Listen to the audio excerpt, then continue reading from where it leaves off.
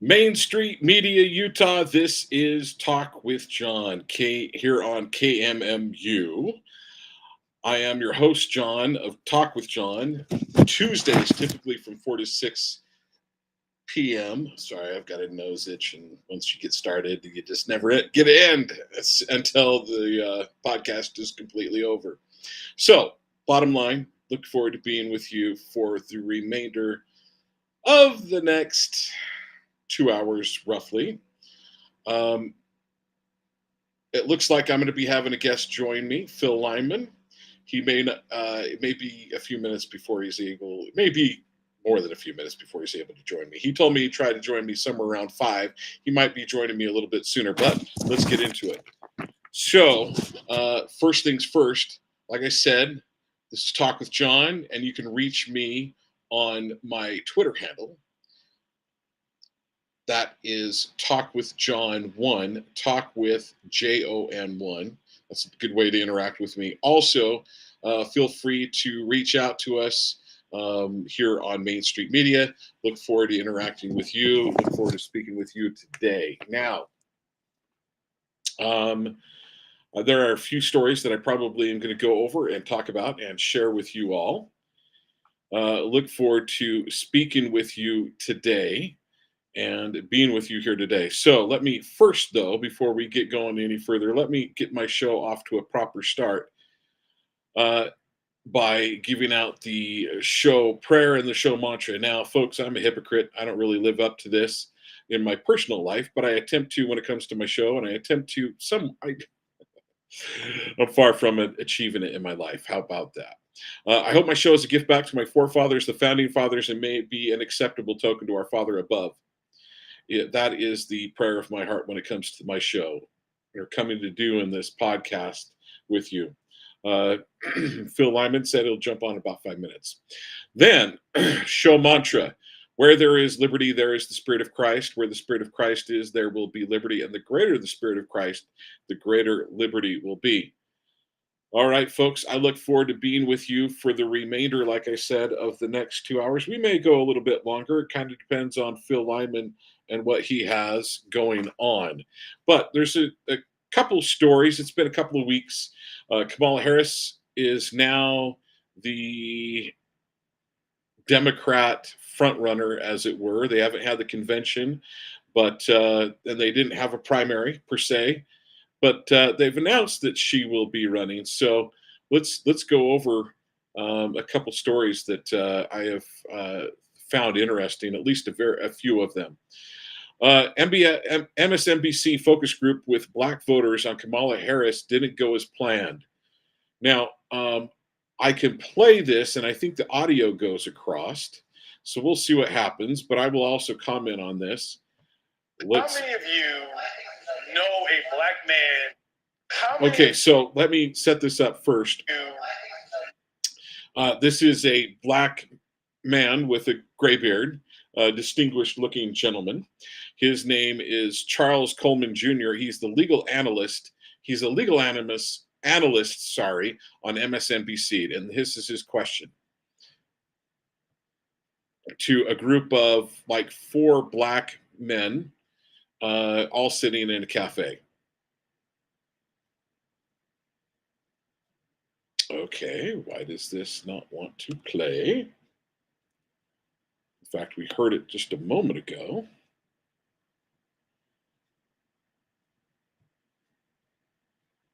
Let's see. Bouncing back and forth. Let's see if we can get this to play. I am going to reboot this, and let's see if that winds up playing for us. Okay.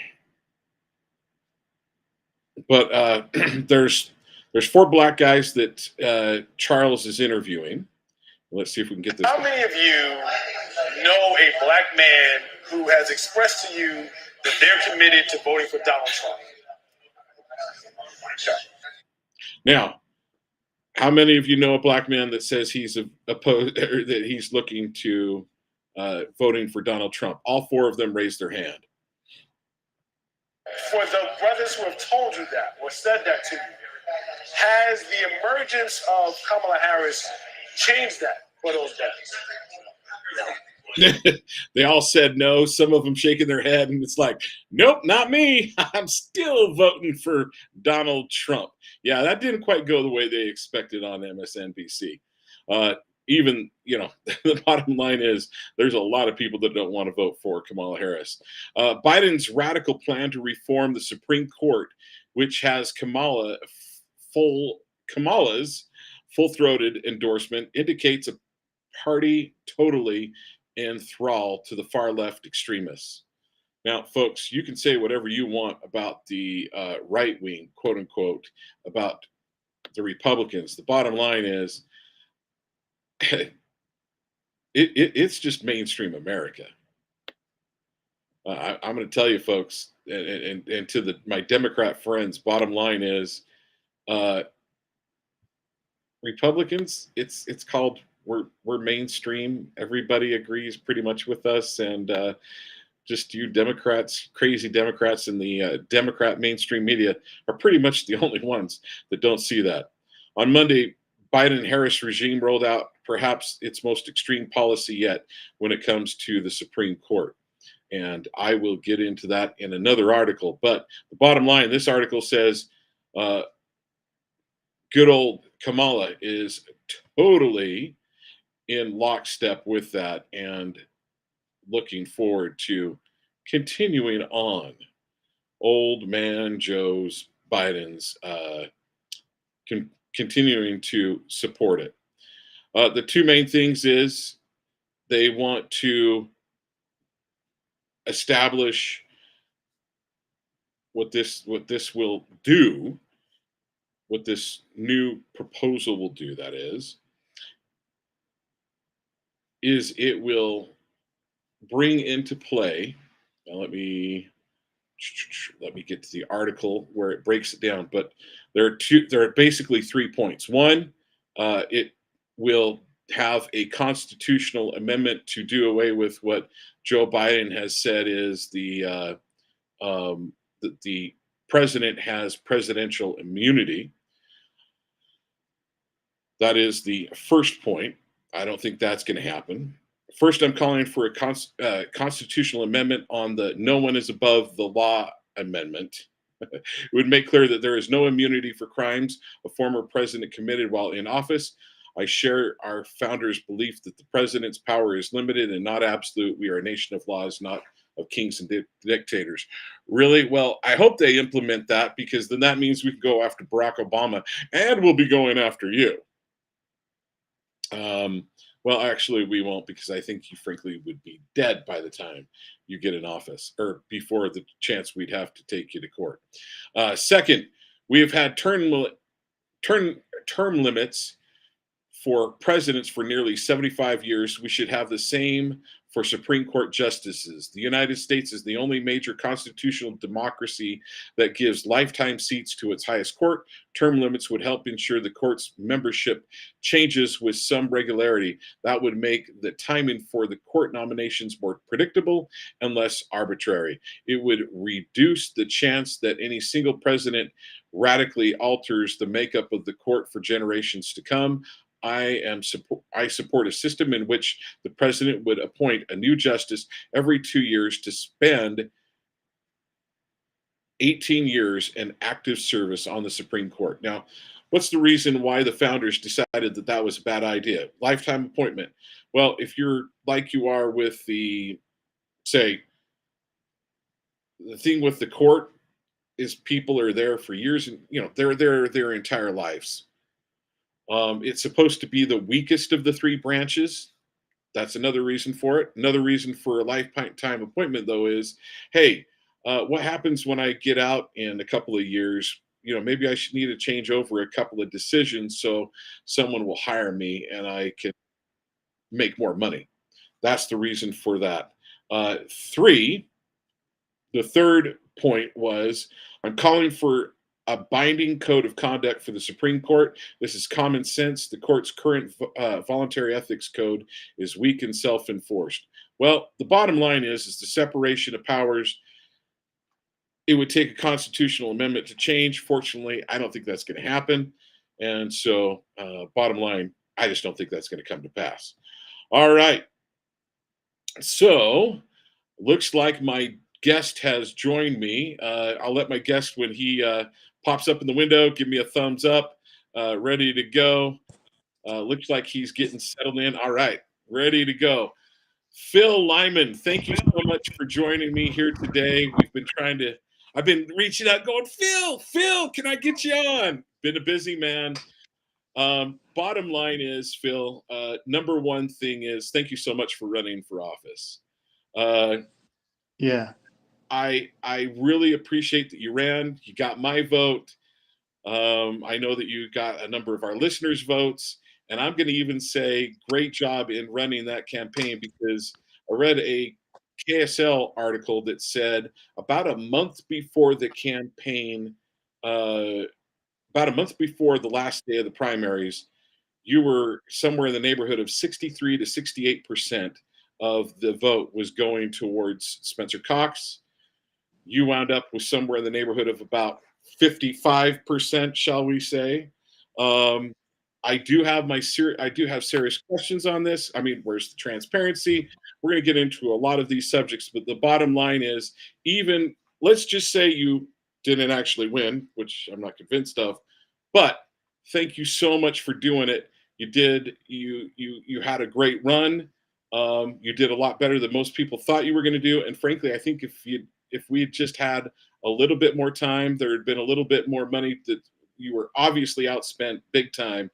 Had we just had a few, either more time or a little bit more money, I think there's a chance that we actually would have I'd be saying the candidate for Republicans for the great state of Utah and running for governor.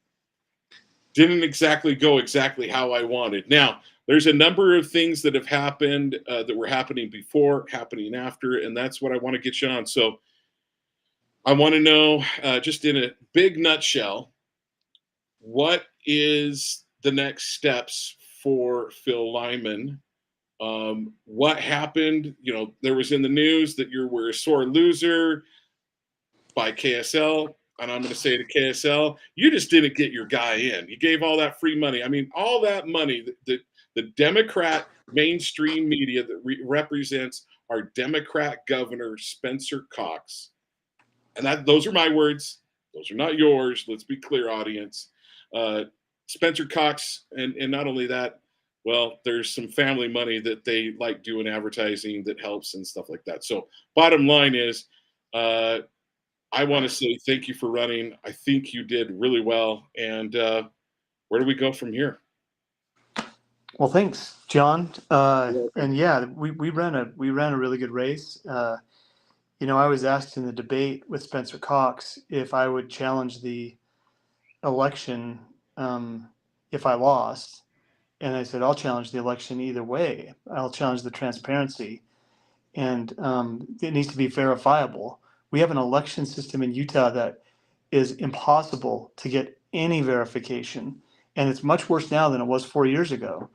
4 years ago, you could still get the cast vote records. You could go and look at the precincts. You could look at the county records. The lieutenant governor this year advised all the clerks, or ordered all the clerks, to provide zero information. So basically, I can see what the score at the end of the game is, but I can't look at the play-by-play. I can't go back and look at either the first quarter or the second quarter. I can't look at the counties. I can't look at the precincts. I can't look at anything.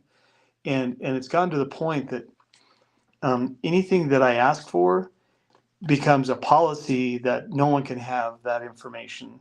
So whether it's to verify signatures, and when I say verify signatures, I'm verifying the list of people who signed.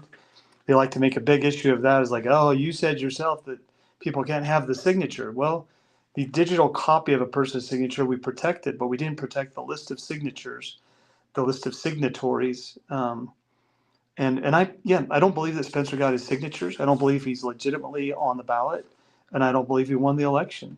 And I'd love to be proved wrong about that. I'd love to have some verification. In my business as a CPA, we do, before you start an audit, you do a statistical analysis to tell you where the hot spots might be, where you might want to look into a little bit deeper. You can't do that in Utah. You can't even start to look at it. But I'm very suspicious about the votes that were dumped at the very beginning of the election from Davis County, Salt Lake County. I'm curious that Utah County has the lowest voter turnout of any county in the state. I don't believe it. I don't believe that Davis and Salt Lake County had extraordinarily high turnout, and that they voted for Spencer Cox 60-40 on the first batch, and then about 52% me and 48% Cox thereafter. Okay, It's so wait a minute. possible. On the first batch, it was 60-40, and then it was 52% you, 48%. Okay, so what batches are we talking about?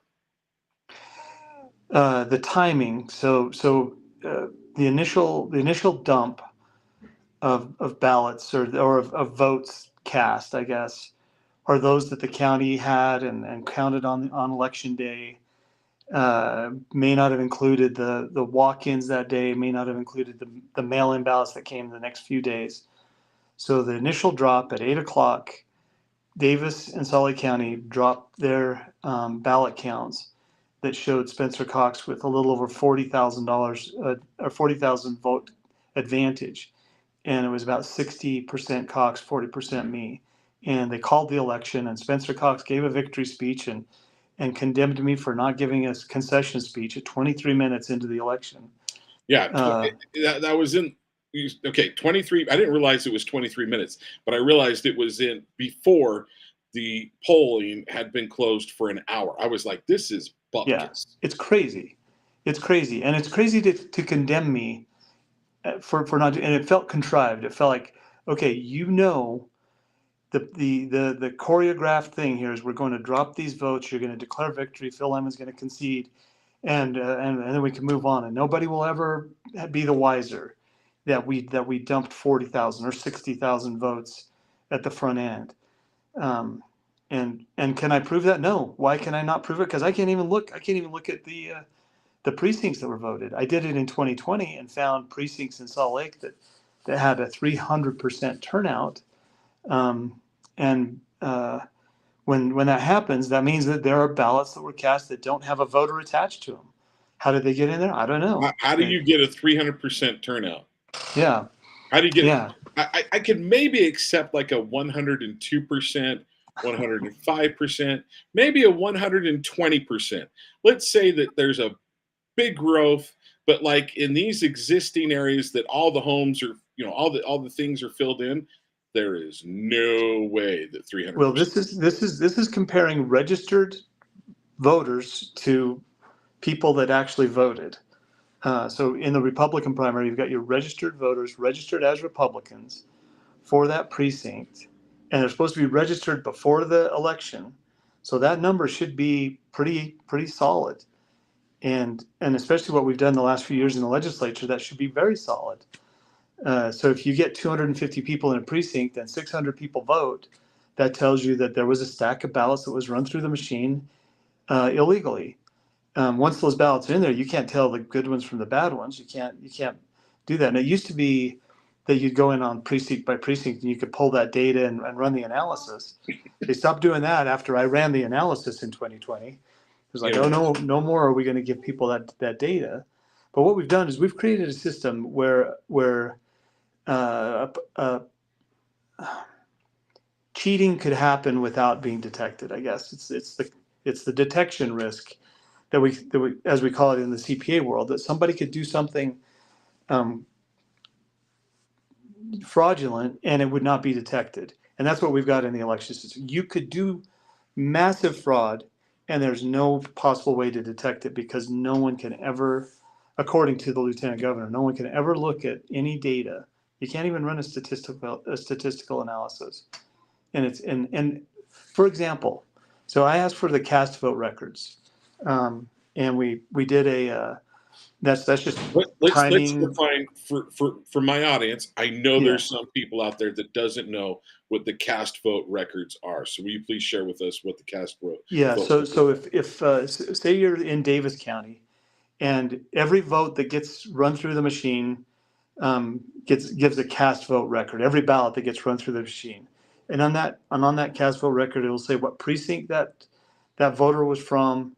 We have no idea who they voted for, but we know what precinct they're from. We know what county they're in. We know what time that ballot was voted. So it's basically if I've got a computer system and I'm counting the ballots, it's saying, okay, boom, boom, boom, these ballots are coming in. And that's called the cast vote record. And when I get that, I can see, okay, these are the ballots that were counted as they were counted, and then I can find out which precincts were voted, etc. Where was I going with that? So I requested the cast vote records as a legislator. Sent it on my letterhead, on my email to the elections office. I'd like the cast vote records for the counties for what you've got. I've sent it to all the counties. Can I have the cast vote records? Then we did a grammar request, a Government Records Access Records Management Act request. And what it came back was basically, and it feels like every time there's a response, it's like saying, you idiot, you can't get cast vote records. They're not records, they're information. And you did a grammar request, which is for government records only. So how stupid of you to request records that are not records, they're information. So you say, well, okay, well, give me the information. You can't have that information. How stupid of you to think that you can have election information. Election information has been classified as something you can never have because it's private. It's like, well, but the cast vote record isn't private. That's not, it's everything. And then you get online and it's even exacerbated there, that which is the fun, I guess, of social media, is you can call everybody an idiot for doing, exactly what. Another example, we get in, we say, well, we want to challenge the signatures. Spencer Cox, we did it in May. We said we want to challenge the signatures. What an idiot for challenging the signatures. You haven't even had the primary election. It's not even over. But we've got those all in place. Comes through. The election takes place. We say, well, yeah, we still want the signatures. Oh, what an idiot! You challenged him. The election's done. You should have done this months ago. We did do it months ago. And this is coming from people like, I'll use the names Todd Weiler in the Senate. That everything I do, he comes out with some post on Facebook. What an idiot Phil Lyman is. Did you see? He should have got these records months ago. Oh, now he's waited too long. Oh no, he should have, and then when He's we a wait, he good says, why little didn't he do stooge. this months ago? He's a good little Democrat stooge, isn't he? He is a hack. He's a hack. I said something about these people. Once they give up any moral constraint on their activities, it's not the one thing they do is deceptive, it's that everything they do is deceptive. If they're telling the truth, it's to deceive you into thinking that they might be telling the truth in something else. There's nothing you can depend on with a senator like Todd Weiler. Nothing you can depend on, and nothing you can depend on from Deidre Henderson or Spencer Cox. And that's where I'm at on this. And people again want to criticize me. I'm not a poor loser. I am not even seeking the governor's seat. That does not appeal to me, other than to have it in order to fix the problems that exist. And I do want to fix the problems that exist with or without the governor's seat. I am going to continue to harp on this transparency or lack of transparency in our elections. Okay, so if we're the state of Utah, we're supposed to be good, upstanding individuals. Well, one of the things that I think we should do more than anything else is we should be totally transparent. Transparency should be the number one thing that we do and the number one thing that we talk about. And it's the number one thing we try to prove is transparency. Because I had a conversation with a bunch of Republicans today. Maybe not a bunch of Republicans, but people on state central committee that some supporters of yours, some not supporters of yours, and they were like, well, I'm worried about, one of their statements was something to the effect of, I'm worried about spending money on the elections. It kind of costs a little bit. I said, if there's one thing that we should do everything to spend as much money as we possibly can, it's on the elections, making sure that everything's transparent, that we have no reason to question. And we haven't even gotten into counting machines and the ability to change numbers and everything along those lines. And folks, if you don't think that that could happen, I'm not saying it did, but the bottom line is 100% can happen, because I know coders. I know a number of coders. Even bad coders agree with me on this. It can be written into the code in a machine. It can be taken on a thumb drive, somehow installed. Software has to be installed. And in that coding, as of a certain date, a certain time, that coding disappears. So the bottom line is we need to do everything we possibly can to have transparency. And Phil, please continue harping on that 100%. That's what we need. So forgive me for stepping on the stool and pontificating when you're the guest and we want to hear what Phil Lyman has to say. Well, So I'm with you on that, and I'm not giving up. That's the thing, is like, if a person gives up just because someone scares them and threatens them, then that's all it takes to win at that point. It's like, oh, we'll just scare and threaten people. We will obstruct. We will go after their reputation, their businesses, all these things. Calumny. We'll engage in that. But if it works, then they'll continue to do it. If it doesn't work, absolutely, maybe we can fix it. And it doesn't work on me. I'm telling you, it doesn't work on me. I mean, they may break me financially. I might run completely out of resources. I don't know. But even that's not like a scary thing for me. You've been in jail. Yeah. Been in jail. You've been willing to go to jail for your principles. The bottom line is, I don't think Phil Lyman scares fairly easily. Yeah. And the bottom line is that's one of the other things that I was great. I'm on Phil Lyman. People have talked to me about Phil Lyman. Why do you represent Phil Lyman? You know he went to jail, and I'm like, yeah. One of the reasons why I want him is because he's willing to go to jail for the proper principles. Let me put it this way: should the federal government take things from the state and have control from our land? No. Well, guess what? He was willing to go to the mat all the way to the point where he got thrown in jail over that point. So, okay, so here's my question, Phil. I want to mention a little bit about, forgive me, I'd like to think that I'm somewhat in the political loop. I didn't know until just a few days, I want to say it, I found it in either the Monday or Tuesday before the Thursday presentation. It was in Salt Lake County. I want to say it was it Taylorsville or West Jordan? I wasn't able to go to that. I found out about that just unfortunately, and I had a number of, I do my radio show in the morning. I do this radio show. I have 2 shows that just eat up a ton of time away from work. And I'm like, I had several meetings that I had to go to provide for my family. So the bottom line is, what were those meetings about? What was the outcome of them? And what were you hoping to get? I think you're probably referring to the State Records Committee meeting. Yeah. So we asked the State Records Committee, we asked Washington County to give us the signatures for Don Ibsen, because Don Ibsen's is a unique case. He gathered signatures using the same company that Spencer Cox used. His signatures were guaranteed by the company. Everything's good. We've got all these signatures in. He turns them into the Washington County clerk, and whoever counts in Washington County came back and said, not only do you not have the 2,400 signatures that you thought you gathered, you lost 600 of those, so you don't qualify for the primary.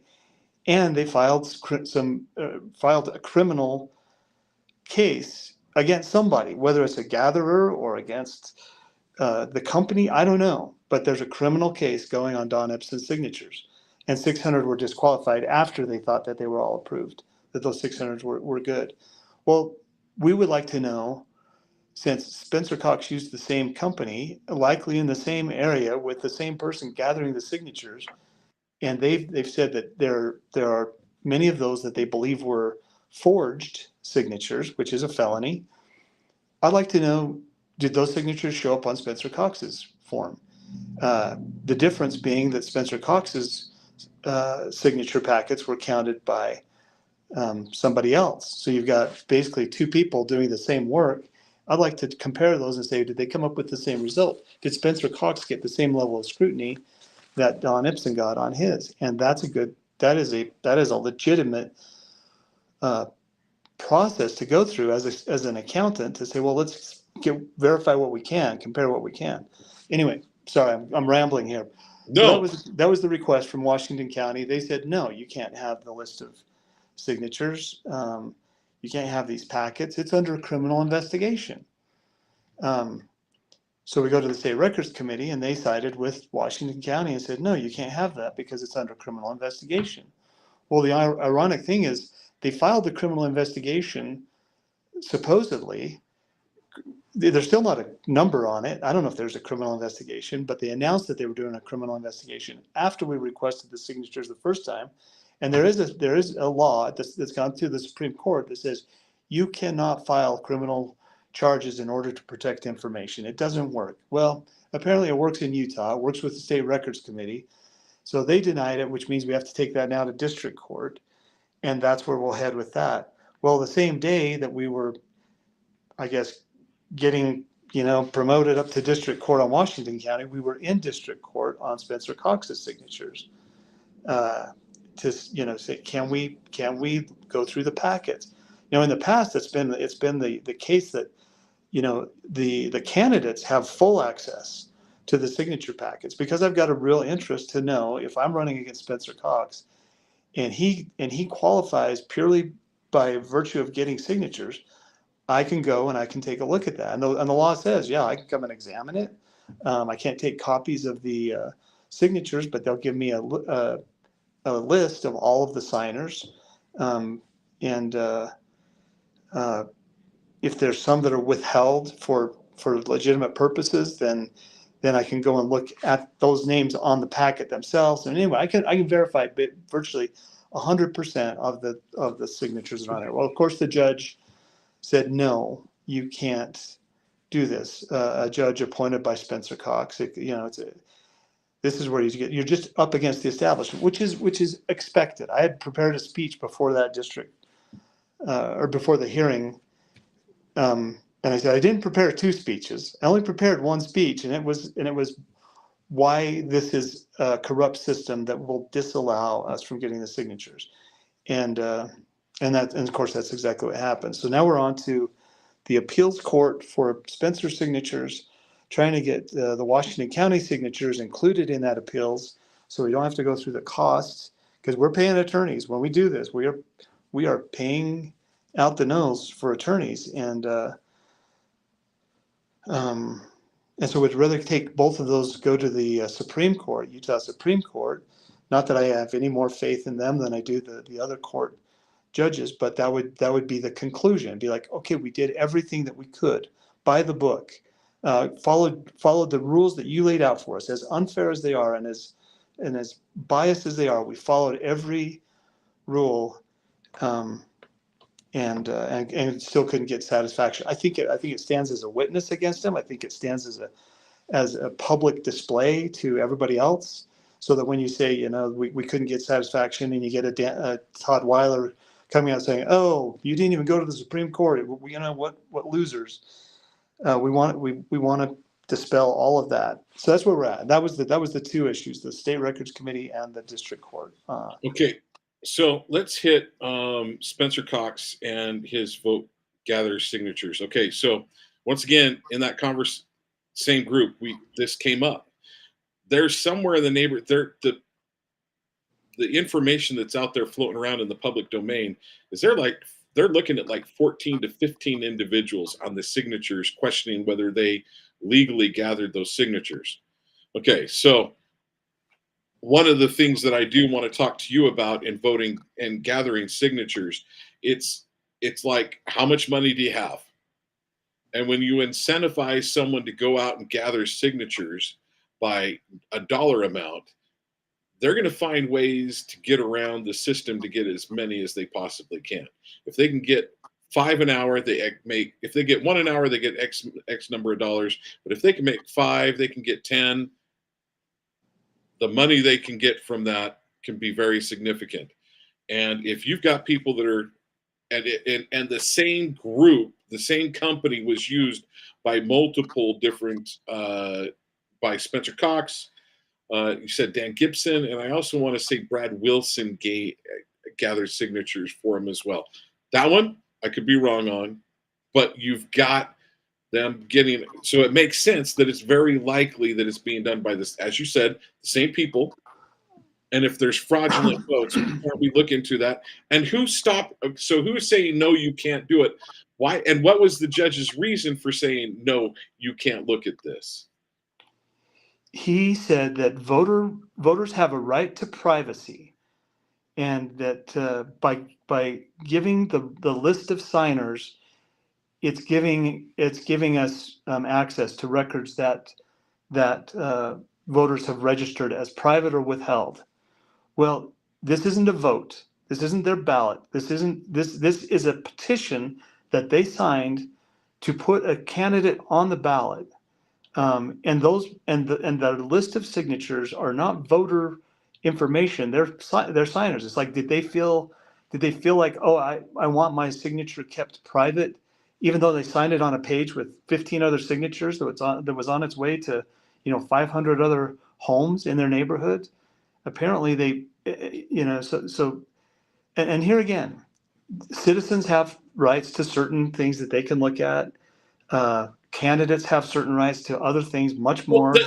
and me as a citizen, don't I have a right to have these things checked?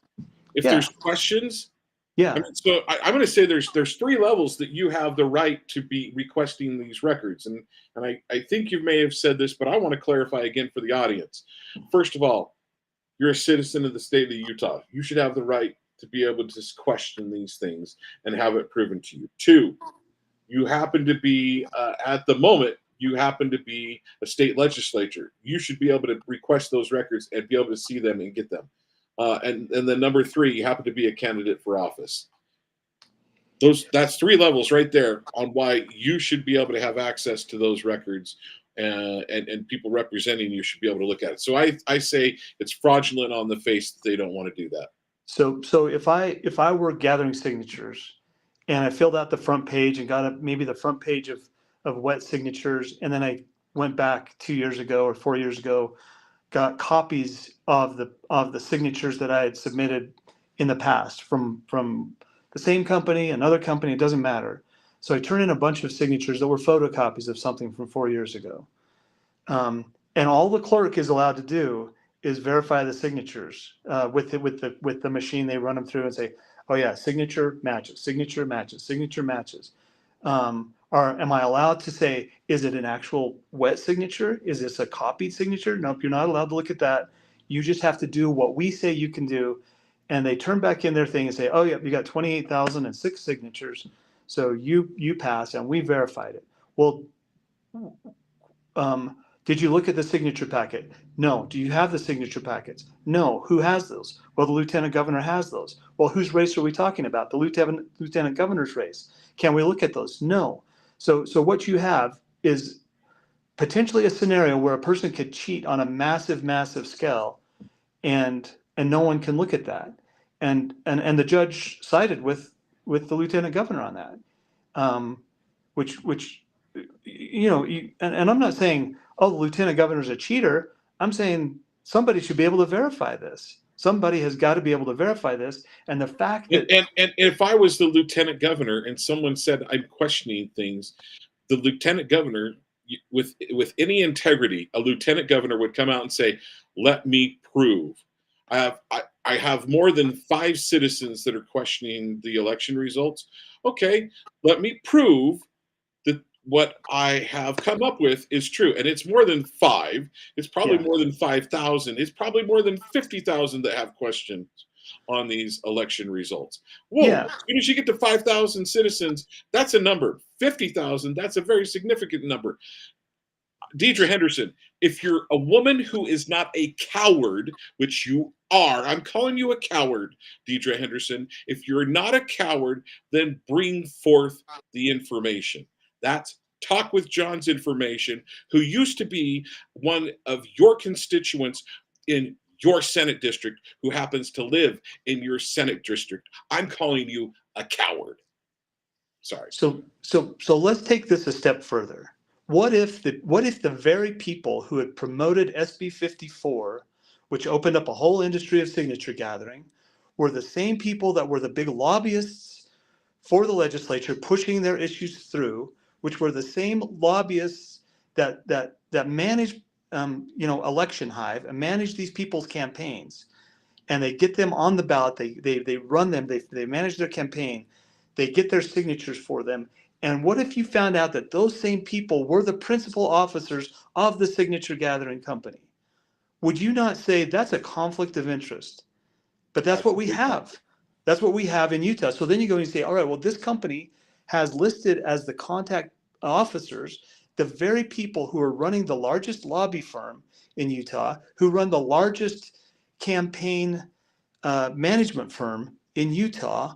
So you've got basically, if I'm that guy, I'm saying, hey, pals, put together a signature gathering company. You don't even have to do the work. I'll get you tons of money for gathering signatures, and I'll make sure they get through because I've got all the legislation is on my side. We'll make sure that the governor is in our pocket, that the judges are in his pocket, that when this comes down, it turns into a racket. Not only do I get to steal an election, I get to make tons of money doing it. I get to manage the whole state the way I want to manage it. And if anybody brings up some issue that might potentially expose the scheme that I've got going, I've got legislators in place who can pass legislation that will make sure that that never happens. I mean, it is as secure of a system as you could ever get. Now, am I going to say that they're cheating? I will say, as an accountant, as a CPA,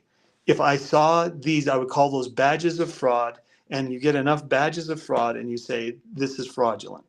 Can I say exactly what happened? No, because I can't get it. It's like saying, that you have to audit someone's financials, and they didn't keep any records. It's like, I can't audit their records, but I can say that whatever they're reporting is not reliable. And whatever they're reporting in this election, I promise you, is not reliable. Whatever they're reporting on the signatures, it's not reliable. You cannot rely on that. And if we could get in and take a look at it, if we could start to unpack it, we'll find exactly what they're finding in Georgia right now. And I don't know if you've been following, but they came out and said, okay, go ahead and do the recount. You will get exactly what you got the last time. Well, what they got was 386,000 votes in one county that have no voter connected to them. Yet they were cast ballots. And this is a county. It comes down to almost a single county that could have swayed the entire presidential election. You think that people wouldn't do that? Do you think that they're just so benevolent and righteous that they look at that and say, well, we have the ability to steal an election in the United States, but because we're so good, we would never do that. That's what they wanted us to believe, and that anybody that suggested otherwise was a conspiracy theorist worthy of prison for suggesting this. And now we find out not only was it happening, but it was happening on a massive, massive scale on the one county that they've been able to actually dig in and get the records. Thank goodness there's a judge somewhere that said, you know what, just give them the records. You said they're not going to find anything, just give them the records. Well, they found massive, massive cheating.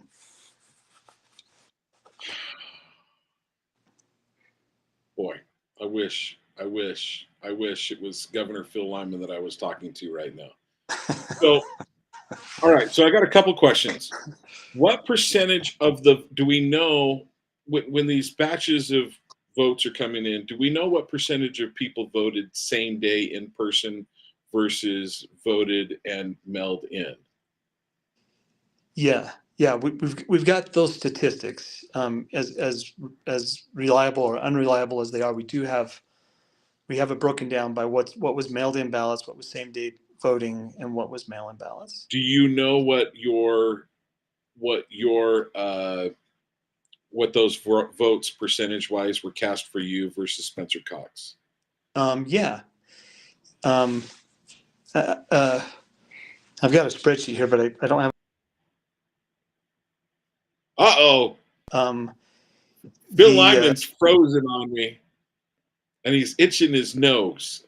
I'm saying this is deep state right now that's being done, that's attacking Phil Lyman. Now he's back. Okay, let me back. Let him back in. All right, there we go. Sorry. Phil Lyman, you were itching your nose, and it froze right there. Well, thanks. Yeah. I am saying that was not a coincidence. No way that was a coincidence. Okay, all right. So conspiracy theorist John pops out. Yeah. Okay. Well, And mark it in the heavens that that I'm questioning that. so I mean, I've broken it down by county, by time frames, by category, mail-in versus provisional versus walk-in, etc. Uh, I was way ahead of Spencer on the same day voting.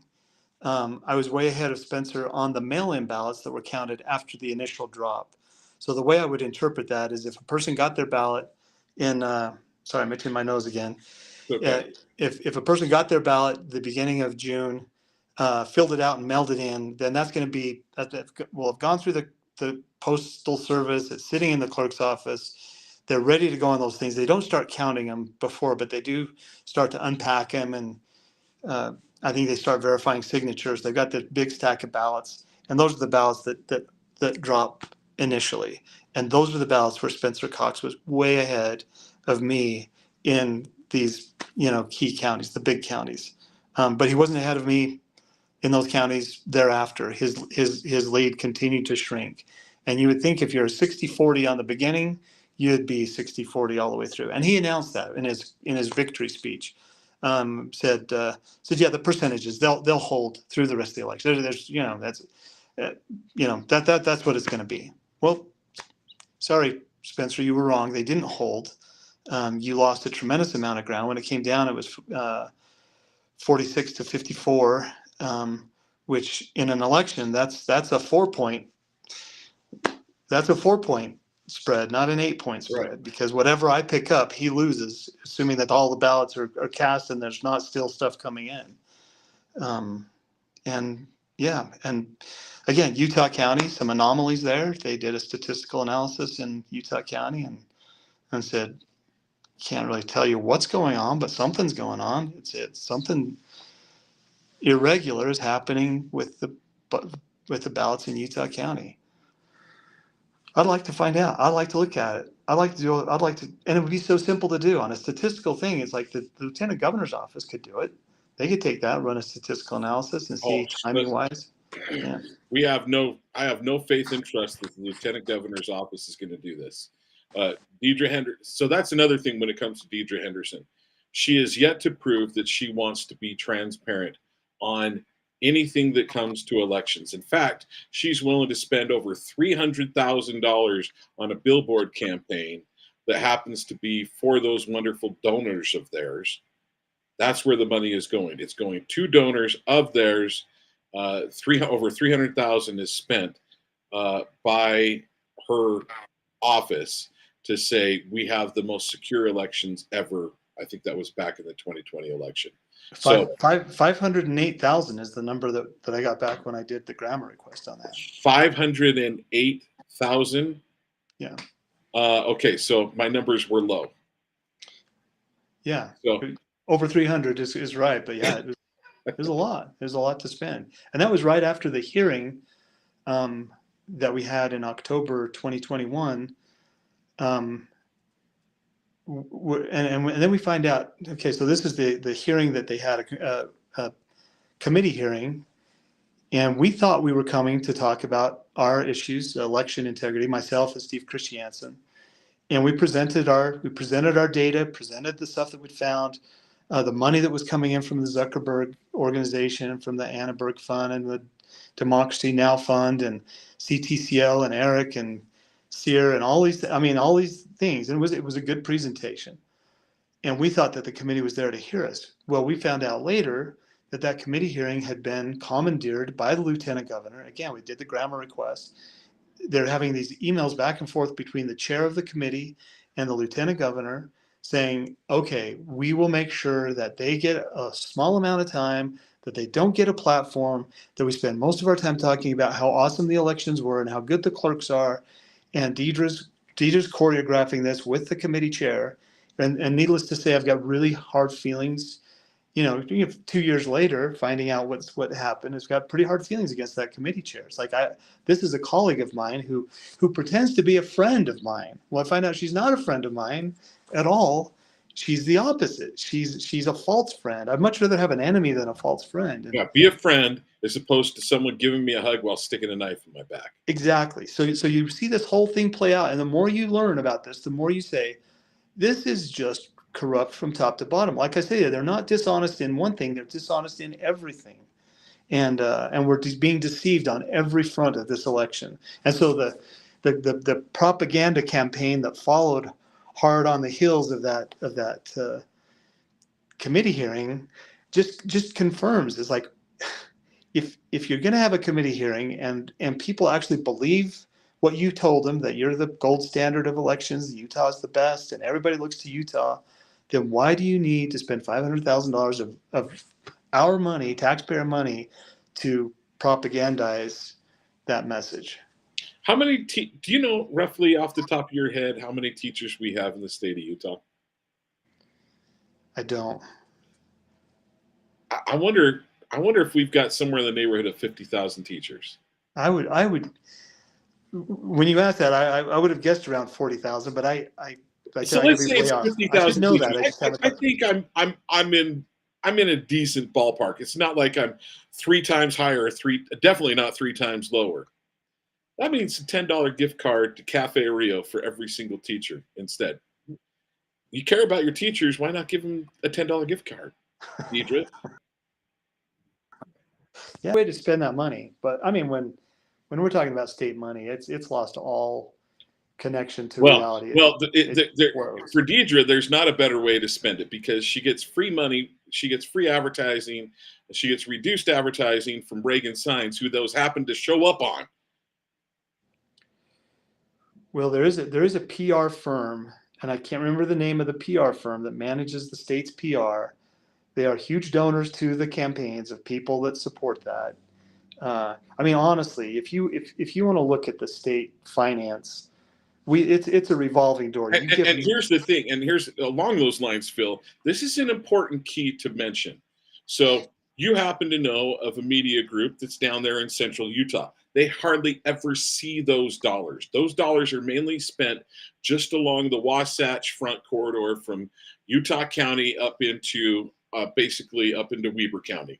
That's where those dollars are spent. That's the only place that it's spent, and it is given to one PR firm, to one firm, not spread out to a number of firms. It goes to one firm.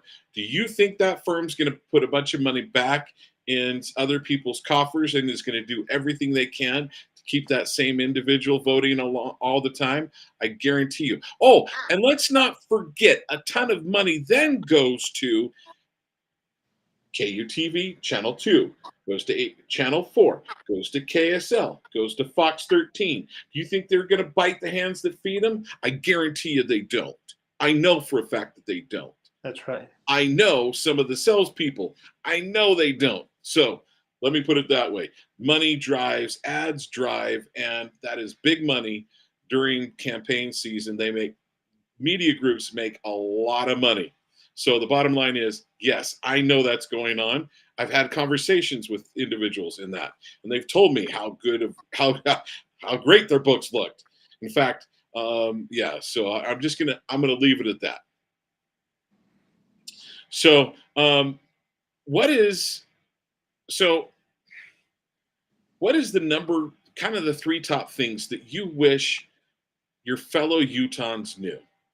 Because here's the problem. Not enough of my fellow citizens are paying attention to what's going on. Delegates, you won the GOP convention by over 60 In fact, it was like, was it 68.7? What was the exact number? 67.54. So yeah, about 68%. 67.5. Oh boy, John was I went too high. 67.54. Here's the thing. I know that there were a lot of first-time delegates. I know that there were a number of those first-time delegates were not like super hardcore conservative. And a significant percentage of them wound up, after they had a chance to hear from Phil Lyman, voted for Phil. Bottom line is, I believe that if that was and we have the opportunity to go and vet the thing with the caucus system, the thing with the conventions is the delegates have the ability to go and listen. And I think if the average Utahn listened to Phil Lyman for the same amount of time that they listened to Spencer Cox, that would have been the overall turnout would have been very similar numbers. Here's another thing. We had tons of outside money that came into the Cox campaign. I know that there was some outside money that came into Phil Lyman's campaign, but not nearly at the same level. Not nearly at the same level. And the bottom line is the money was behind Spencer Cox. So, all right, quieting down, I'm going, what are 3 things that you wish the average Utah knew about what has happened? Not about the Phil Lyman campaign. What are the 3 things that you wish you knew about the reporting of the elections? And is that your main thrust here moving forward when it comes to politically speaking? Because my big concern is I was going to lose. You weren't going to win the governorship. And on top of that, I was going to lose, in my opinion, the best representative. Now, I feel like I have a pretty good representative in Jeff Burton. But bottom line is, he was no Phil Lyman. Okay, to answer the question, people need to know that there is a treasonous Marxist element of people in Utah that are trying to take over, and if they have gone to that point, you take somebody like Todd Weiler. That's a pretty strong statement to call them treasonous Marxist group. Yes. Yeah. Once they have crossed that threshold to where it's like, we are going to do this to Utah, whether they like it or not, then how are they going to present themselves? Are they going to come out and say, I'm a treasonous Marxist, representative? No, they're going to be saying, I'm your best friend. I am the most conservative. Look at my voting record. I am the most conservative guy that I go to church with you. I am all of these things. And yet, when you look at what they're actually trying to do, they are trying to overthrow the caucus system in Utah, so that they can bring in the DEI, when Olympics. Spencer Cox said, there's people out there that are trying to get rid of the caucus system, that was his people and that's him. his people. Yeah. And that's him. So I think people have got to recognize that there is an influence, whether it's at the national level, the local level, whatever. And I always say, if a person is responsible for a treason or just fooled by the treason and goes along with it, you have to assign them a certain level of jeopardy with the decisions that they're going to make. It's like a spineless legislator is as dangerous as an aggressively deceptive legislator, because they'll go along with that. It's like, all I need is the votes, and I will intimidate these legislators. They'll change their votes, and they'll go along with some bad policy. And we see that happen. I'm not being critical of people who are deceived, because it's easy to be deceived by people who are really good at it. But there are people who are trying actively to deceive people in Utah. And yes, it is Marxist. It is a proven strategy, a method. They bring in SB 54, and they push SB 54. I think there are a lot of well-meaning people that say, oh, I think SB 4 is okay. I think it's good for people to have a vote, blah, blah, blah. What they don't realize is that this is an agenda that's driven to get rid of the caucus system, to turn us into an autocracy. Buy your votes. Exactly. Is what it is. Yeah. So the evidence was okay, and my evidence for that is in 2 things, folks. Number 1 evidence is the money that was on almost every single campaign. The only campaign that I'm aware of where the individual wasn't overspent and they won their campaign on a statewide level, that was Tina Cannon. Ricky Hatch was Ricky Hatch outspent Tina Cannon from all the information that I've seen, and she's the only one that won a statewide election. Everyone else that had the most money put into them, John Curtis, Celeste Malloy, everyone that I can think of. I'm not sure about Mike Kennedy. I'm not exactly sure where the dollars were spent on that one, but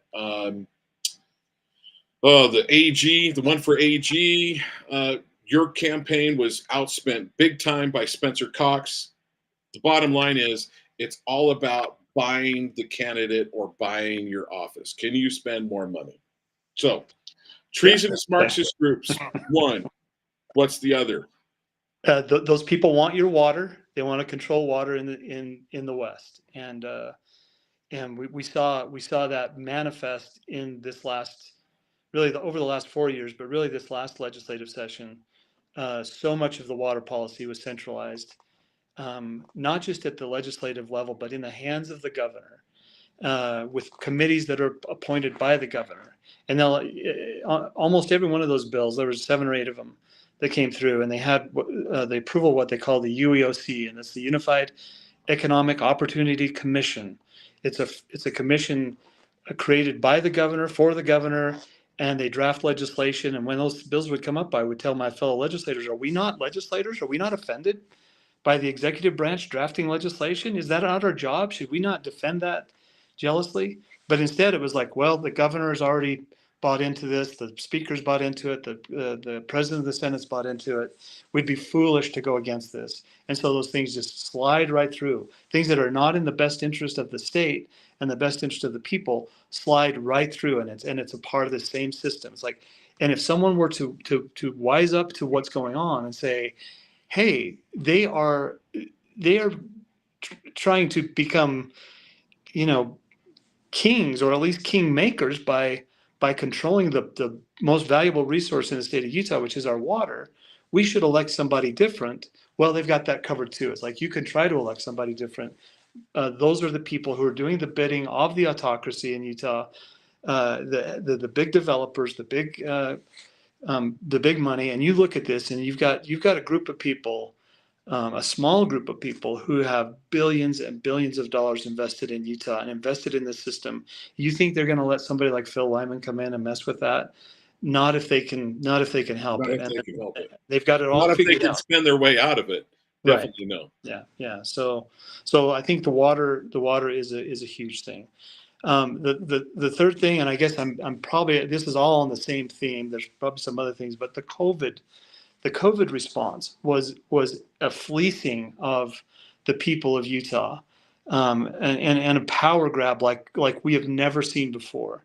And the money that came in, $1 billion of money that came directly to the governor's office, and this is off the federal website. You can go and you can verify this. Nearly $1 billion that went directly to the governor's office. And then it goes out to all the no bid contracts and all these things, to companies that have no experience in biohazards, but are in charge of, the testing. There's millions and millions of dollars that are getting spent, millions and millions of dollars that come back in the form of campaign contributions and all this kind of stuff. But where was I going with that? COVID response, billions of dollars spent. What we didn't know at the time was there were some conditions on us receiving this money, that $1 billion. One of them was that the kids had to remain in masks through the end of the school year. So we were telling them, hey, you got to wear a mask, otherwise you're going to kill grandma and grandpa. What we should have been telling them is, hey, you got to wear a mask, otherwise Utah's going to lose $1 billion. The other thing was 10% of that money had to be dedicated to promoting DEI, diversity, equity, and inclusion, which Governor Cox, that COVID money. So you take $1 billion and you say 10% of that has to be used to promote DEI in the state of Utah. It's similar to the Olympics contract that Utah just got. The same nonsense is strewn all through that contract. Nobody wants to talk about that. They just want the $1 billion.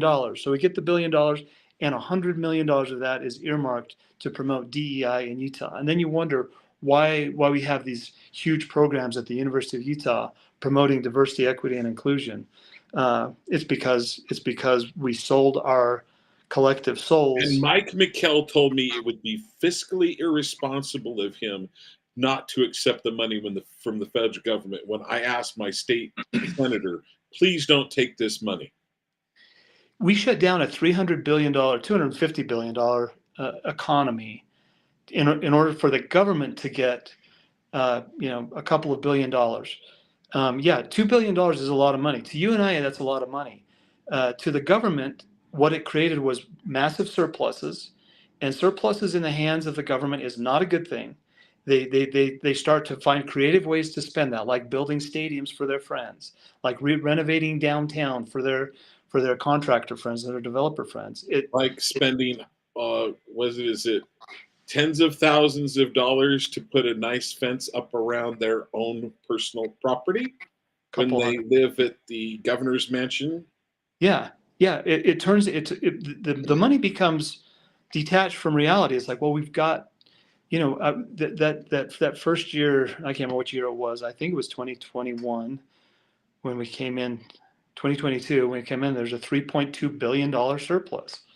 To me, that's a scary thing because I know what's going to happen. They're going to start creating things that create a future liability. We up our government standard of living to where it demands that, and we grow the government. There was last year, the largest sector of growth was government. 12,700 jobs added in Utah to the government sector. The second highest growth was healthcare and education, which are pseudo government jobs. So it's like, okay, if that's what Utah wants, if we want to see our private sector shut down completely and the public sector, blow through the roof with jobs, that's what you've got with Spencer Cox. That's what you've got with the Olympics. That's what you've got with COVID and DEI. That's what you've got with the water policy. It's all centralized. We're gonna have 15-minute cities. If you're a Marxist, and there are a lot of honest Marxists in this state and in this country that say, I kind of like that. I think that's nice. I would like to live in a apartment with my dog and not have to worry about kids running around and can walk to the store and I think it's good if my neighbor can't take his SUV out and play on the weekends and honestly you've got a lot of people that when you put it in the correct terms of a Marxist treasonous endeavor, you've got I hope it's not a majority. I don't believe it is. But you've got there's a very big percentage, and it's growing because of all the DEI Marxist policies that are being taught in our government-funded schools. Yeah. So there you go. I mean, those are my top three, and they're the same flavor, but it's corruption, and I wish it was corruption with just money. I wish it was just money that was changing hands, but it's policy that is robbing counties like San Juan County of their access to land and resources. It's robbing future generations of the ability for them to ever really flourish in those areas. And you don't mess with people's livelihoods. And this government does not hesitate one bit to squash. There's a big deal that was going on in San Juan County. They wanted to take out all the sitless sections, all the school sections were going to be traded for BLM land in San Juan County because everybody loves sitless sections and they wanted our sitless sections. What is that? I don't know what that is. The State Institutional Trust Lands Administration, when Utah was made a state, 4 of every 36 sections in the township were given to the state in trust for the school children. So it's the School Trust Lands Administration. And if you look at a map that has those on it, they're checkerboarded out throughout all of Utah. Well, most of them along the Wasatch Front have already been traded out for private property. Never have we traded them out for federal property, for government property until here recently. After the Grand Staircase, they did a big trade and moved those sections out, Mike Levitt. And then after the Bears Ears National Monument, they wanted to trade out all of these sitless sections out of San Juan County. And I said, there's a word for that. It's called plunder, and government was supposed to prevent that, not facilitate it. And I promise you, John, that is what we have, is a government that facilitates plunder. It's been captured. It is a tool in the hands of people that we would never trust to have the power that we've given them. For example, over our water, if we knew the people behind those decisions, we would never, ever have given up that power, but it's been done. And we've given up the power. These local communities, the water districts, the canal companies have allowed themselves to be metered and basically taken over and monitored at a state level. Surveillance. We've got a massive surveillance operation on our water in Utah now, which is also a United Nations agenda. They said, if you can't control what you can't measure, and they want to measure every drop, is a United Nations proposal. So when they come to Utah and say, we've got a bill, it's on the table, we want to measure every drop of water because you can't manage, they don't say control, you can't manage what you can't measure. Measure. And I say, well, that's Did they use that Thomas Monson said you can't measure what you can't manage what you can't measure? Did they use Thomas Monson on that one? Because I know that is it is, yeah. That is a statement of his, and I'm like, did they use Thomas Monson? Did they I play didn't hear the his game? name invoked in but it does resonate, and that's the other interesting dynamic. Sorry, I'm just rambling here. To reel me in anytime, but that's the other interesting dynamic about Utahns is you can say things that are kind of socialist, Marxist, and for a lot of us, it's like, well, that's kind of like the United Order. Well, that kind of aligns with our religion and our upbringing and our deference to authority, and it's, we believe in honoring, obeying, sustaining the laws, all these things, which are all good things, but evil people see the vulnerability that creates, and they're exploiting it. I was just that was another part of the conversation. In fact, that statement is the those that are evil rely on the conservative mentality. And I'm going to say, folks, I consider myself a Christian conservative. Am I truly Christian? The answer is no. I'm a hypocrite. I sin every day. And sometimes I sin really, really, really, really bad. But I'm a Christian first, a conservative second. And I think just about anybody that is Christian is conservative. They just may not know that fact, or maybe they're not Christian. One of the two. Because you can't be a true Christian and be a true. We'll leave that one alone. But the bottom line is, they play on the fact of, I mean, it's when Donald Trump was running for office. I don't know how many times the Democrats and the liberals wanted to use, well, he's a philanderer and he's messed around with a bunch of women. He's been married 3 times. I'm like, his policies are pretty good. He's standing for pretty good positions. His position on abortion is 10 times better than your guys who claims to be a Catholic and a practicing Catholic who happens to be for killing babies. But you're right. The evil will use the fact that we know that we try to be good, and they will try to use our good against us. Sorry. Okay. I got to find a quote. I'm looking. Sorry, I hope it's not distracting. Okay. So continue to look for that quote. Let me know when you get it. So here's one of the reasons, Phil, why I wanted you so badly as governor, and why I'm really disappointed that we've lost you as far as a state representative. I was in a conversation with an individual who represents one of these conservative organizations. I think they're actually a pretty good group. And he goes, John, what?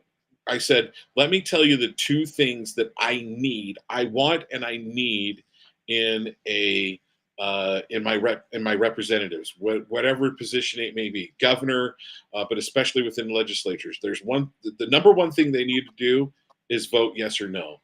Now, I want to know how they vote, what's their qualifiers on how they go. But that's the number one thing they do, is vote yes or they vote no on a bill. The number 2 thing, not bringing forth new bills. No, that's not super important. The number 2 thing that I want out of them, and this is what you did, Phil. This is why I'm ticked in a way at you, Phil. Mm-hmm. But I'm really ticked in Utah. I need a watchman on the tower to tell me what's coming, what's going on. One of the reasons why people don't like what you say is because you are a watchman on the tower and you're telling them that guess what? Not all is well in Utah. Utah may prospereth, but not all is well in Utah. That's right. That's correct. And it really sucks, especially if you're someone that has lots and lots of money and power. And when someone stands up and says, this isn't right, well, if I've got a lot of money and I got a lot of power and I want to get something done, I need to get rid of someone that's willing to be a watchman on the tower. Okay, so you found I think you said you found it. Yeah. Vladimir Lenin. He said, autocracy cannot do without its twin agents, a hangman and a priest. The first to suppress popular resistance by force, the second to sweeten and embellish the lot of the oppressed with empty promises of a heavenly kingdom. And it's really Wow. it's powerful stuff. So yeah, a hangman So and a priest. that was by Vladimir Lenin. Lenin. Yeah. Yeah. Yeah. So maybe that strikes a chord with me because Utah is, to their credit, they are believers. They do believe in a glorious hereafter, but that gets used against them because you've got the fear on the one hand. You mess with us and bad things are going to happen to you. You stay oppressed and in the heavenly kingdoms hereafter you will have all of the blessings that came from being so long suffering and oppressed, and Utahns are really susceptible to that. Okay, so Phil, what's next? What's the next step? And what do you see your role? You're not going to be, as of the new state legislative session, you're no longer going to be a state legislature. Right. What's next Right. for you? So we're I said I was going to validate this election. I'm going to continue to work on that. I'm not going away just because because they tell me I have to go away. It's like, okay, I want some answers. I still want to know the answers to these questions. We did a massive campaign, and if the well, I don't know how to put this without like announcing it, because it's not really an announcement, but I am not above running a write-in campaign in this election. And I believe as this campaign evolves, as Trump continues to do what Trump is doing, and as Cox continues to do what Cox is doing, and I think there is a place for influence by a write-in campaign, and that's really what I guess I'm hoping to influence ideas and people in direction of the truth.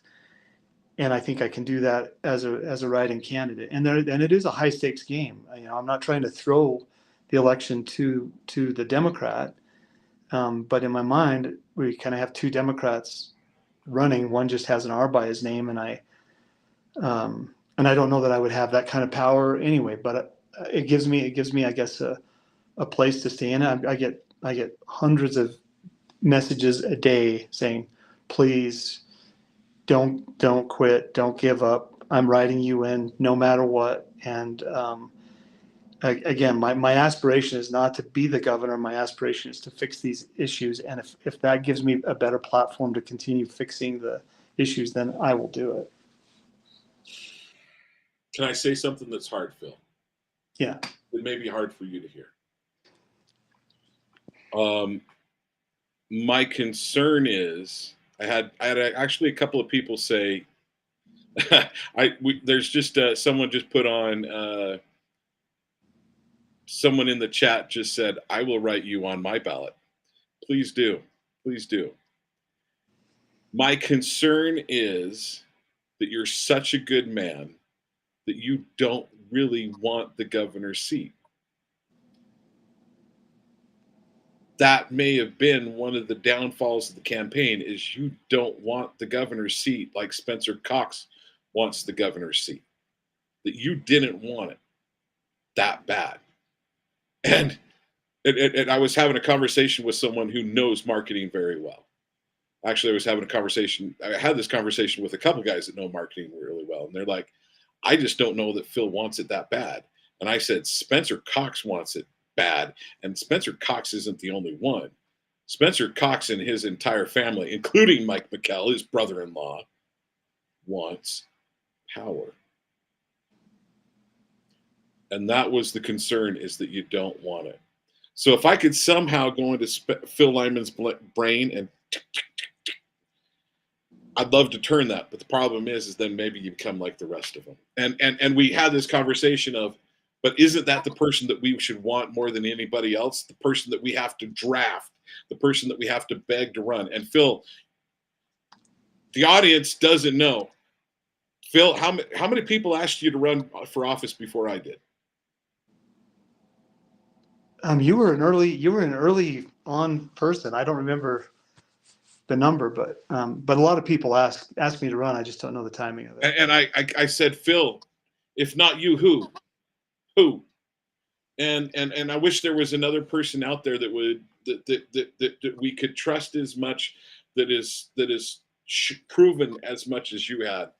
So the bottom line is, that's a side note, and people just got brought into our public. Unfortunately, we just made a private conversation our public.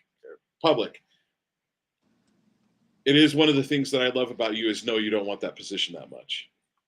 But the bottom line is we need people like you, and we need people to stand behind someone that's going, hey, I don't need it. So, well, I will say, as far as the position, it was exciting. It's exciting to think about being the governor, just so you can come in and set the record straight on our public lands in Utah. To be a Ron DeSantis style leader in Utah, and to see Utah go from this progressively bluer and bluer state to going like, oh no, we are a conservative state, and these conservative policies work so much better. And to prove that, and I think you'd see the same thing happen in Utah that you saw happen in Florida. It was marginal. It's a dark red state now, and it's because it's had good conservative leadership. This is something that, so Jason Preston. I consider Jason Preston a friend of mine. I don't know that Jason considers me a friend of his, and maybe he shouldn't after I rebuilt. But he shared this multiple times with multiple people, and I want to say he's even shared it on his show. His wife's from Florida. They went down to Florida in Miami Beach, one of the more scantily clad areas, right? Everybody's got, let's see, everybody's got their surgery on display, shall we say, along a certain walkway. And he goes, John, I didn't see one LGBT flag. When people hear from Utah, they were like, what's going on with Utah? When you have people like Spencer Cox that is willing to not stand up for correct principles, you got to question it. Boy, I guess my statement was too hot for Phil. I guess it was breaking up there. Yeah, the more you were saying, it was the more. But the bottom line. So my point is, we need to show America, and we need to show Utahns the policies that really will work, are conservative policies. Otherwise, we're going to wind up looking like Chicago. We're going to wind up looking like Illinois, New York, and California. If you have a map of New York and California, I can't say this about New York. I take that back. But California, if you go by the square footage that it's Republican versus the square footage that is Democrat, and where people live, California is very red. It's just got small pockets of blue.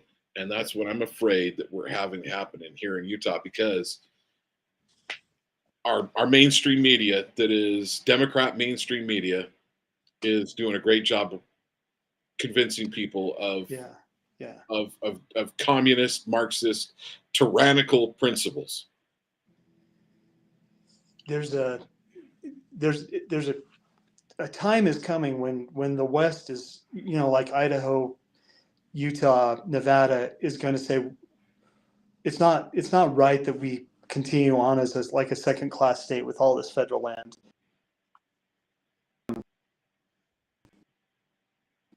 And Uh-oh, we're having it happen again. And I don't know if it's on my end. This is the one reason why I wish my producer was here, because he can tell me if it's not. And when Phil gets back, I'm assuming he's going to disconnect, and frankly, maybe it's me. I don't think so. Um,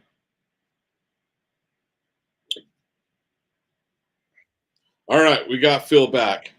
I guess we better talk about less controversial stuff or something. Okay, so here's something I want to share real quick. Another from Rachel, another comment. Washington didn't want to be president either. That's true. He didn't. So Yeah. we were. I mean, it's not a noble thing. It's really just it's like a natural thing. Anybody that wants it, you really have to wonder why. Why would they want that? And I mean, I've got a good. I love my practice. I love my grandkids in town. I love all that. But I I kind of like freedom, and the future is, and it's fun. Politics is not without its enjoyable parts. I like to fight, so yeah, there's parts of it that's really appealing to me. So you're going to continue this fight of trying to bring forth what's happened in the elections. What's the next steps for that fight? The signature with Washington County and Spencer Cox, and we've requested signatures for 7 or 8 other candidates who use the same company. And again, it just gives us a cross reference. I'm not targeting anybody other than Spencer Cox's signatures, but this gives us some good cross references. SB 54 is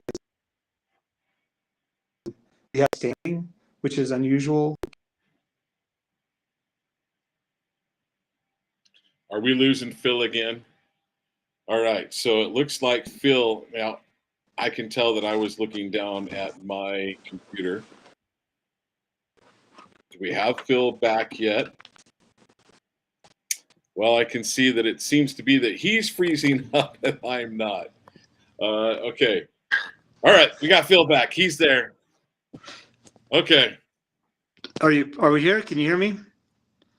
We're here. You're here right now. So SB 54 needs to be challenged, and we are uniquely positioned to challenge that because we're in a primary campaign, a primary election with only 2 people. So that really simplifies that. We won the convention with over 2/3, lost in the primary supposedly. So that puts us in a good position to challenge that. So historically, when people would challenge SB 54, they were thrown out because they couldn't prove that they had standing. There's no question that we have standing. So SB 54 is a long range thing. The signatures are part of that, and then just verifying the results of the 2024 election are going to be very, very important to me. I think if President Trump wins, I think we're going to see a lot more exposure of the corrupt elections from the 2020. And but how do we expose Utah? How do we expose Utah? I think it's just if other courts say yes, you may look at those ballots, then Utah courts will say, well, I guess if Florida says you can look at them, if Georgia says you can look at them, I guess Utah, there's good basis to do that. I mean, courts operate on case law, so you'd have case law in other states. So yeah, SB 54, the signatures and the election itself, I think are the key points for me moving forward. Okay. Rachel Thomas, I think you might want to keep some of that stuff to yourself because I believe everybody can see it.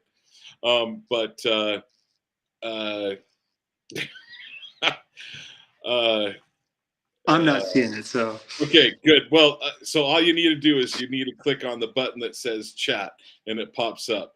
So I just want to make sure, Rachel, that your information goes out to everyone and everyone can see it if they want to. All right, so you're fighting the fight. You're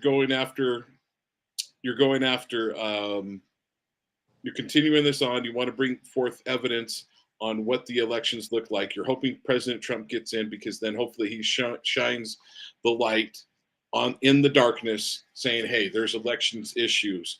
So what that creates is, I think I forget the legal term, but I want to say tort. It creates a tort situation where, hey, one other finding has happened over here, so we can apply it. We should apply it the same here. Meaning another state has found it. Now, that gives into some other areas that I don't want to get into. But the bottom line is, okay, so you're working on this. What other things are you going to be doing over the next year or so? What else is on Phil Lyman's radar? Um, Is it just this fight that you're fully in on right now? The possible write-in campaign and just in the fight? well, I'm interested in the state budget, and I've analyzed that for a long time, long before I was a legislator. Kind of look at the state budget, trying to see where the money's coming from and where it's going to. And I believe that Utah would be better served to spread some of its infrastructure spending out into some of the areas that have very little infrastructure. And I'm probably biased in this because I look at uh, places like Garfield County and Kane County and Paiute County that could benefit from a little bit more development of infrastructure. And by infrastructure, I mean transportation, water, and power. Uh, the Wasatch Front needs huge upgrades. They've got systems that are in need of upgrades, but we have other places that don't have systems that probably should have systems. And I worked on the Navajo water settlement. I've been working on that for the last 20 years. And it came through here a few years ago. And Mitt Romney got the credit for it, hooray for Mitt Romney, but we know who did the work on that, getting that water settlement for the Navajos. Now they need some infrastructure, and it would change the face of an entire community of people that live on top of some of the most wealthy, most beautiful land in the nation, and have the lowest per capita income and the highest poverty rates. And we could fix that just by being fair, not by, it's not a socialist effort. It's saying, hey, let's be fair about how this infrastructure gets rolled out. A lot of water development that's needed, also along the southern end and through the central part as well. Carbon County, Emory County could really benefit from some good reservoirs and pipelines and things like that. So I want to see that happen. The hurdle that we run into is always the federal government. They're saying, oh, you can't put this across federal land. You can't manage your forests. You can't manage your land in your counties. And that's been my emphasis. And I can do that as a citizen. I did it hard as a county commissioner, fought for that, went to jail for that. Worked hard on it as a legislator, and so going back to being a citizen doesn't bother me at all in that regard. I'll still be looking at those things and looking at areas like the north end of Lake Powell and saying, hey, why are we turning a blind eye to the potential for the economic engine that could be for Utah. Okay, so another thing that I would love for us to have happen along those lines, I want to see a bunch of, I'd support a bunch of our county sheriffs coming together and saying, guess what? We're taking back the quote unquote federal lands that was supposed to be given. It was in the agreement between the state of Utah and all the states in the West. It was an agreement that you were going to give it back to the states. It's time to make that happen. Federal government, you've been given notice. You have 30 days to make that happen. If you don't, we will arrest anybody that tries to enforce, quote unquote, your fake federal laws in my county. I will arrest anyone that attempts to do that. Right. And I will start first with the division, division of natural resources. They like to drive around in their trucks that look like police vehicles and pull people over. We'll arrest you on site. Okay, a quick side note for those that are watching this. I don't know if Rachel Thomas is still watching us. Rachel, I don't know if that's your real name. If it is, then I don't have your contact information. Rachel, if it's not, and you may be who I think you might be, send me a text. I want to follow up with you. All right. So sorry, that's a side note because there's a few things that are going on in the chat, and I'm like, I'm not going to. Some of it I'm not bringing in because I've got to talk to her source on a few things. Okay. Uh, who are the groups that are doing the best to support you? You've got some really good patriot groups in Utah. And it's interesting, 4 years ago, after the 2020 election, there were about 4 strong patriot groups. Now there's about 40 strong patriot groups. And they're waking up. They're just people that are waking up. They've happened, organically in neighborhoods and around, and media groups like yours, Main Street Media that is coming on. I think those are exciting Let's also developments. throw a tag in for K Talk Radio. I want to throw a Yeah, tag in. Yeah. thank you. So yeah, lots of people that are awake and waking up, and that's what we said with our campaigns. Like if you can get people to open their eyes just a crack, then they start to see what's going on, and then their eyes pop open, and the realization is what motivates a change in behavior. And there's a lot of people who have realized what's going on. And so, we take the Olympics, for example, um, and that comes up, and I said, no, I'm not a big fan of the Olympic contract because it forces us to adopt DEI and zero net carbon emissions and all these things that we would never adopt. And people are like, oh, that's ridiculous. Well, after we saw some of the What about the Arab opening ceremonies? right, so that just makes people wonder, and I still love the Olympics. I still love the competition. I love what it represents, but it's been commandeered, and if people wake up to that, then they start to realize. So anybody that's waking up, I guess, is my they tend to, I don't know, be my supporters. That sounds kind of self-directed, but they support the same things that I support. They see the same things that I see. Um, what what do people that want to help you move forward? What are you looking for the We did citizens of the state of Utah to do? okay. Well, we did stand up a C4, LymanGroup.org, and we haven't really started raising money there yet. We've had a couple of people that have donated. Okay, a C4. Yeah, a Those of 501c. us that don't know and are Sorry. not smart, Phil. Yeah. So charitable organizations, 501c organizations, 501c3 is the charitable organization. 501c4 is a nonprofit that's dedicated to political initiatives. Activism. And so Right. the C4 is going to be the vehicle that will take on SB 54, which will be an expensive legal fight. Hopefully, we'll take it all the way to the Supreme Court. There's a lot of people very, very interested in fighting it. They fought it before, and we're going to fight it really hard. So LymanGroup.org is there as a C4, and we'll see if people get behind the effort, then it'll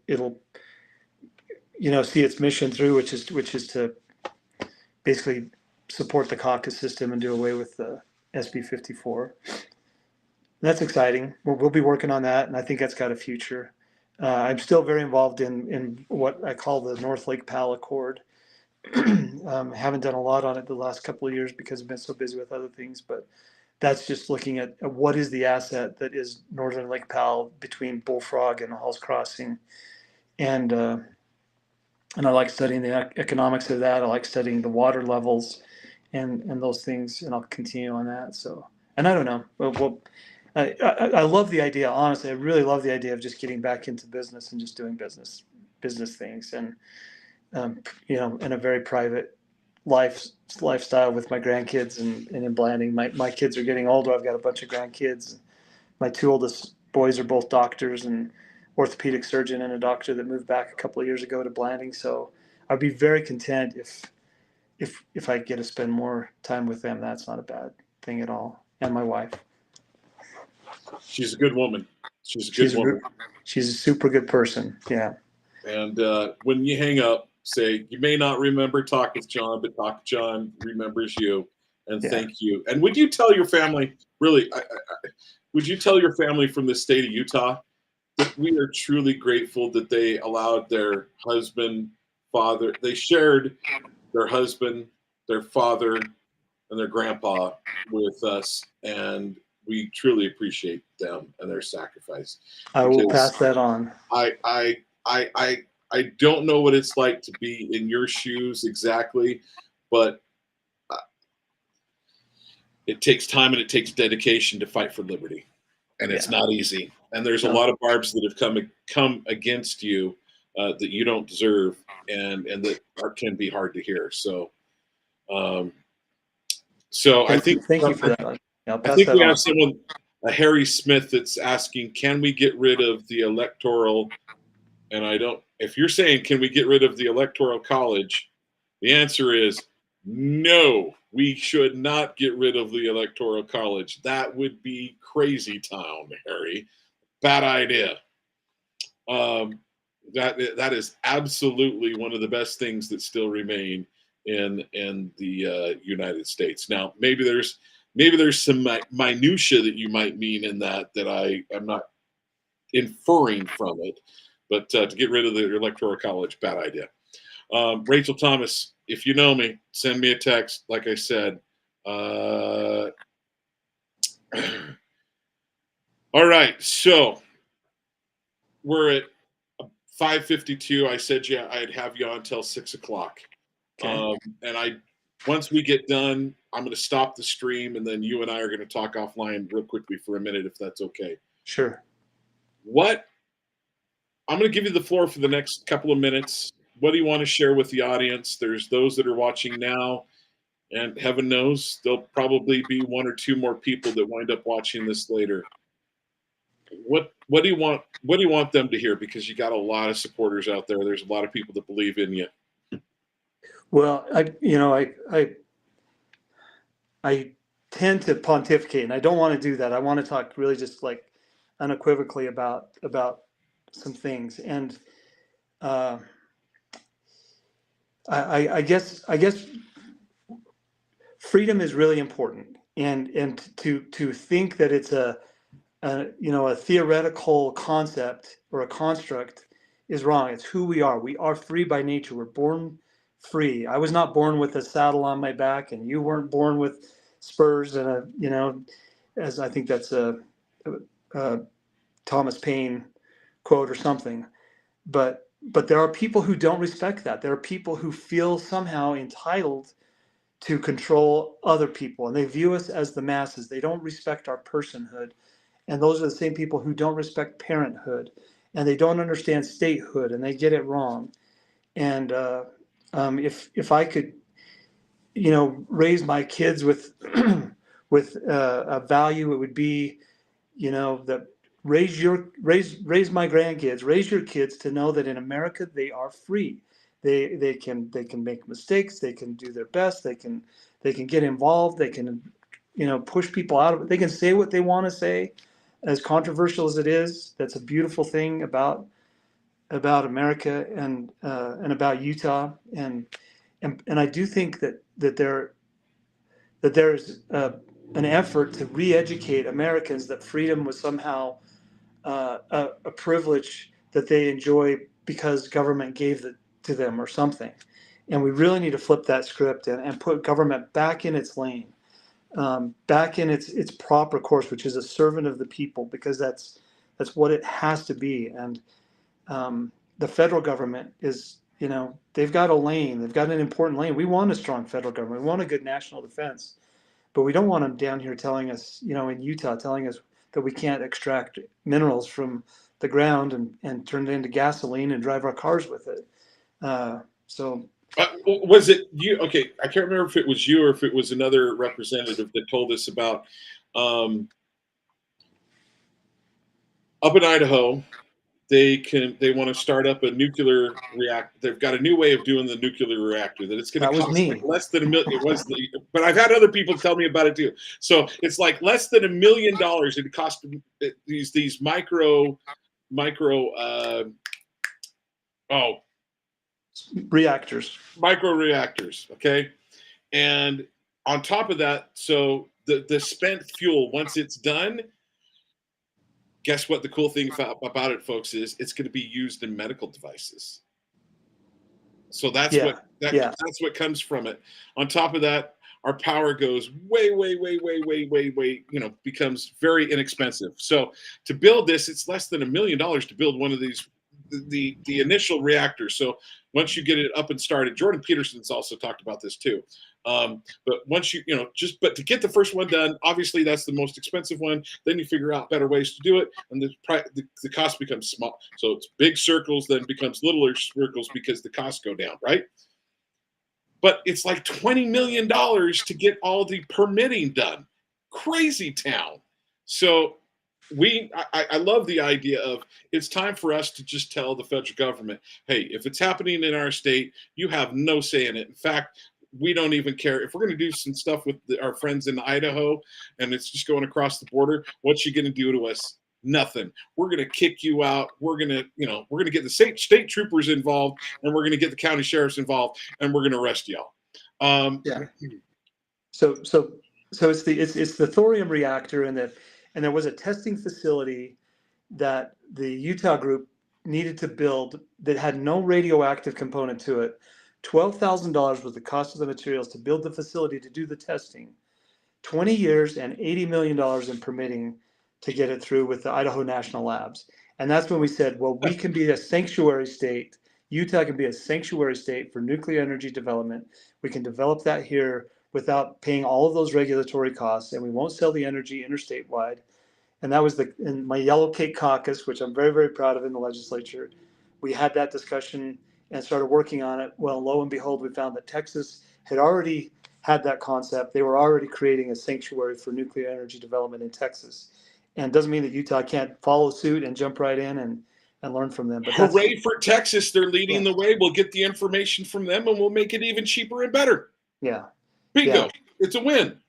Yeah. Mike McKell liked to make fun of me for saying that nuclear energy is proof that there is a God and he wants us to use nuclear energy. So it is miraculous. The medical isotopes are they are miraculous, and it's all sitting here. Utah has enough thorium, and I'm not dissing on uranium or anything else, but they've got enough thorium to power the United States for 10,000 years, and that is not a small thing. And the United States has enough thorium to planet the planet for 100,000 years. So it's like, let's get on with let's stop quibbling about energy and start producing it. The only problem with that is that the autocrats would lose their stranglehold on the people. So yeah, okay. Right back to square one. I want to hit a couple things with you if we can. We've got a couple comments. So Harry, I thought so. After all, it's effective. So he asked. He asked why we shouldn't abolish. Now, let me make sure. He wants to get rid of, if I understand, he wants to get rid of the Electoral College. I'm going to let you take a stab at that, and let me make sure that, can we get rid of the Electoral College was his question. Why would we not want to get rid of the Electoral College? So let's just do a little training with people here that happen to be watching this for some ever reason. It could be a troll, but I'm still going to ask him nonetheless. Why wouldn't we want to get rid of the Electoral College? Well, the ability for the conservative smaller states to combine their votes in the Electoral College is key. If we went to a popular vote, California, the big population centers would control who's elected, and we would be a Democrat run country. So there's a lot more to it than that, but in essence, the Electoral College gives smaller states leverage that they wouldn't have in just a popular election. Well, I'm going to nutshell it in this. So what could happen on the federal level if it's done by the popular vote? you could just have all the federal government could dump whatever they could, tax everyone as much money as they want. They could even tax the small states more than they tax the larger states, and they can dump all that money into their perfectly little liberal areas. And that, frankly, that's exactly what would happen. They'd give them all their money for the roads. They'd build them streetlights. They might even give them wonderful buses to drive around. And then no money is given to any states for any other reason. That's the whole point behind the Electoral College of what could happen. Yeah, it would be a big blow to rural because they would campaign to the population centers. That would, and it would only make sense. You just go straight to the big population centers, and that's where you try to buy your support. Yes, I do see Laurie Schockenmeyer's who's a friend of mine, and she says, is that the one in Kemmerer, Wyoming? And Kemmerer, Wyoming has stepped forward with the small modular reactors, and Bill Gates has been a part of that. I don't know what his angle is that he's that playing, scares but me. Anytime I hear Bill right? Gates, I go, "You got to run." But I was very jealous when I heard that Bill Gates was spending money and to develop that in Wyoming, because I was hoping that Utah would be a little further along, and that Utah might do something like that. So Well, the hopefully bottom we still line will. is Bill Gates knows where to put money at. So there's 5 things historically that you control: communication, power, water, food, and land. You control those things, you can control everything. Yep. And Bill Gates, he's working on the land, he's working on the food, and he's working now on controlling the power, and he's involved in communication, and now he's going to work on power. Oh my gosh. I mean, he's an evil genius. There's a reason why he cackles. Yeah. All right. Phil Lyman, I'm going to say thank you for joining me here again on Main Street Media Utah. I'm going to do my best to play this over the years, over the next couple of days. I'm going to try to play it on K Talk Radio. So, folks, Great. I also want to say a big thank you to Window World. Window World is sponsored Main Street Media, not Talk with John. Let me be clear, but they have sponsored Main Street Media that allows us to bring this type of freedom content. So next time you need Windows, frankly, folks, if you'd give them an opportunity. And Lauren said Kemmerer is just a few miles away from Utah. So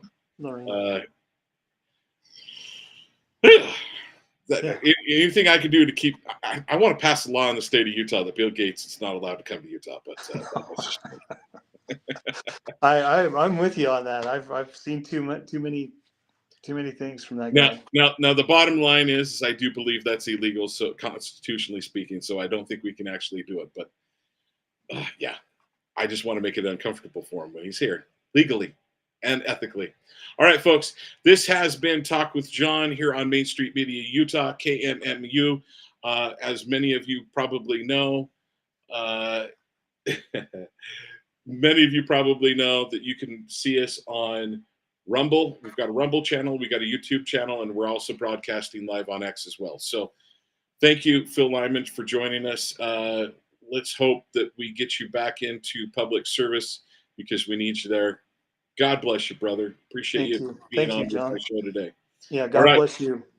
I'm going to end the stream, and then I'll talk to you offline.